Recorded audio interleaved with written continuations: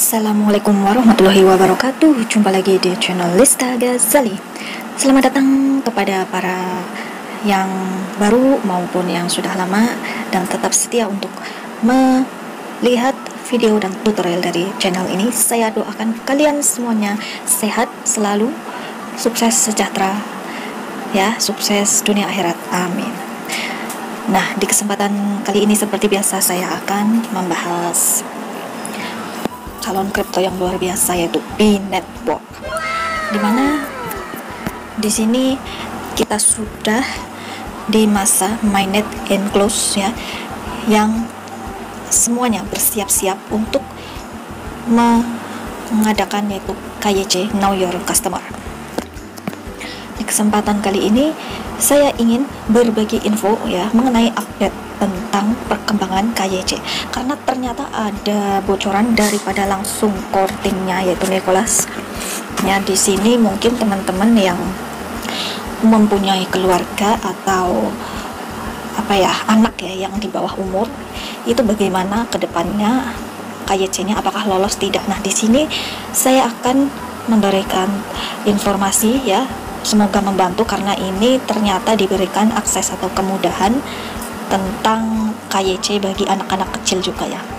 Oke, sebelumnya jangan lupa yang belum segera subscribe, on notifikasinya untuk update tutorial dan informasi saya khususnya juga tentang B-Network. Oke, di sini saya tunjukkan.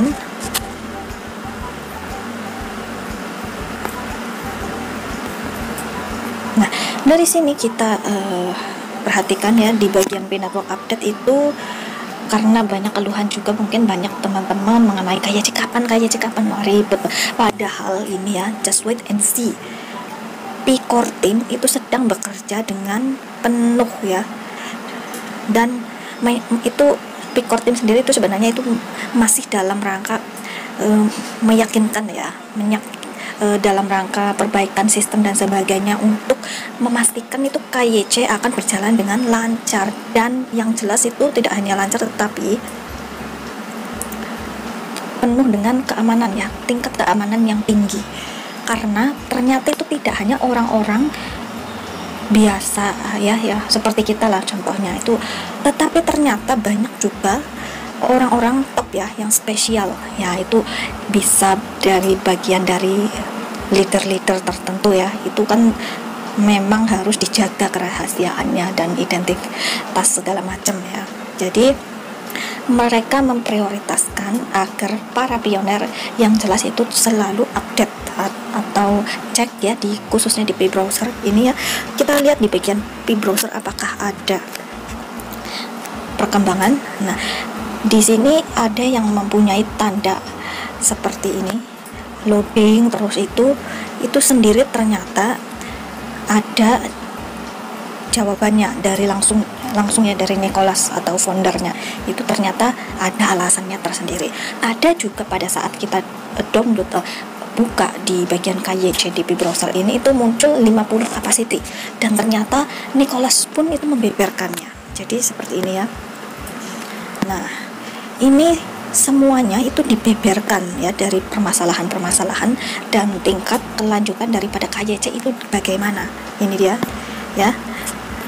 Nah, ini langsung dari Nicholas yang berdiskusi dengan core team lainnya, dan dimana core team itu pun membeberkan ya, karena untuk meyakinkan para pioner kalau proses daripada KYC itu berlangsung ya, sedang akan berlangsung, dan ini sudah berlangsung untuk kapasitas kecil dulu karena ini dipastikan ya untuk aman pada saat KYC massal. Oke, saya akan perjelas ini dengan bahasa Indonesia saja ya, supaya teman-teman itu paham. Nah, ini dia bocoran dari Nicholas. Tak lama lagi siapapun ya dari tes yang kami jalankan hari ini mungkin akan kembali lampu hijau ya. KYC memiliki beberapa langkah seperti deteksi keaktifan. Kami membutuhkan semua langkah untuk bekerja dengan sempurna sebelum kami terbuka untuk semua orang ya. Juga ada developer untuk merintis langkah verifikasi, dan untuk langkah itu kami sedang berupaya menggabungkan ID orang untuk privacy. Ya, jadi proses obfuscation juga harus cukup baik sebelum diluncurkan. Nah, itu surat pertama dari beliau. Lalu yang ini kendala apa? Kok bisa layar putih itu ya, yang muter-muter terus? Nah, itu berarti ada masalah teknis. Ini langsung konfirmasi dari Nicholas, seperti server yang kelebihan beban. Nah kan, karena memang loadingnya itu dari berbagai negara itu ya. Ketika kami selesai dengan tes awal, kami akan meningkatkan lebih banyak servernya. Jadi teman-teman pioner jangan khawatir, karena memang itu efek daripada kelebihan loading ya, beban gitu. Nah, lalu batch baru tambahan 50 ya, itu keluar pada hari Jumat. Nah, kami akan merilis lebih banyak dan lebih banyak batch dalam beberapa hari mendatang, 50 per negara. Nah, ini kan ada bocorannya. Jadi mungkin teman-teman setiap hari Jumat ini bisa ancang-ancang ya, siapa tahu kita yang kebagian dari 50 per negara itu kan. Meskipun kecil tapi ya kita coba saja begitu.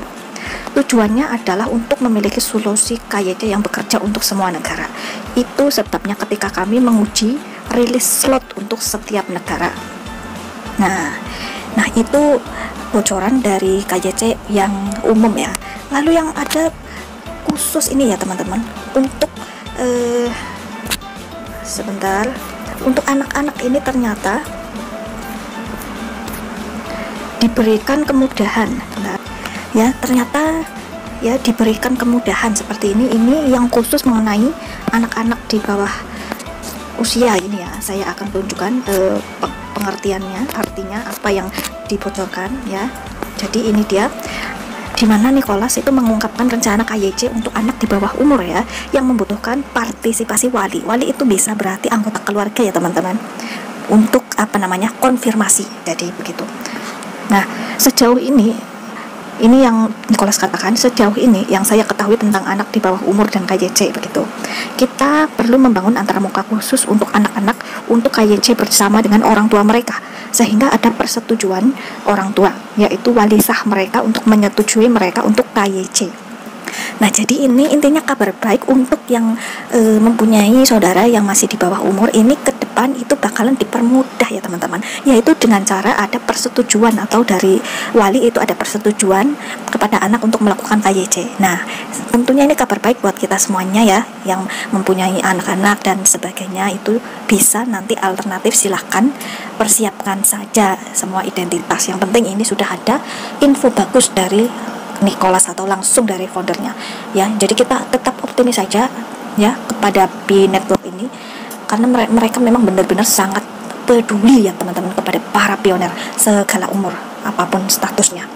Maka dari itu silahkan, mumpung masih ada gratis ya tambangnya, selalu aktifkan tambangnya ya, klik petir ya, jangan sampai ketinggalan. Tingkatkan saja P-nya untuk mendapatkan untung lebih. Oke, baik, sekian dulu mungkin informasi dari saya, kurang lebihnya mohon maaf. Jangan sampai terlewat tutorial dan informasi dari saya yang luar biasa ke depan, khususnya untuk Pi Network. Oke, wassalamualaikum warahmatullahi wabarakatuh. See you in the next video.